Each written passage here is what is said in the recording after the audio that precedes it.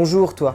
Oui toi qui te morfonds dans ton lit le soir en pensant à la rentrée proche, ce nouveau numéro va essayer de te donner envie de sortir de ton lit et d'aller dans les salles de cinéma. Aujourd'hui dans ce numéro consacré aux sorties du mois d'août, que dois-tu absolument voir dans les salles? Dernier train pour Busan.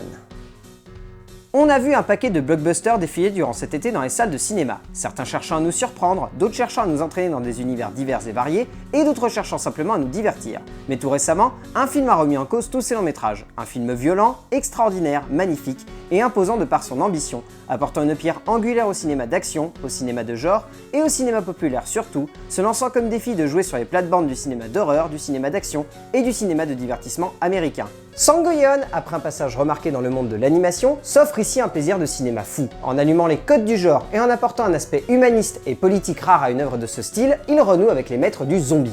Allant de George A. Romero en passant par le long métrage de Mark Foster World War Z, le cinéaste coréen offre un film grandiose, une œuvre au message clair, à la force épique, à la puissance graphique superbe, pour un film qui s'impose comme un immanquable de l'année. Bien au-delà de simplement dynamiter les codes du genre, le cinéaste se permet donc le luxe d'apporter un regard politique évocateur à son film, traitant du rapport entre le nord et le sud de la Corée, de l'enfermement de l'être humain dans son quotidien factice, et par là même, traitant avec beauté du rapport entre un père et sa fille, qui devra apprendre à se retrouver pour avancer dans ce monde.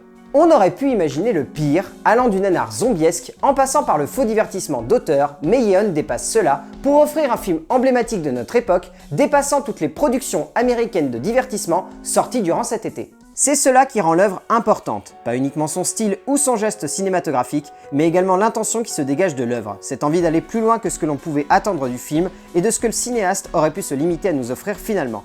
Ainsi, le film devient un coup de poing dans la gueule des réalisateurs de divertissement modernes, une remise en cause visuelle et dramatique, cherchant à nous renvoyer vers l'essence même du genre, pour donner lieu à bien plus qu'un simple énième film d'action avec des zombies, mais bien donner lieu à une œuvre de film ultime sur le zombie, revenant à l'origine même de sa présence.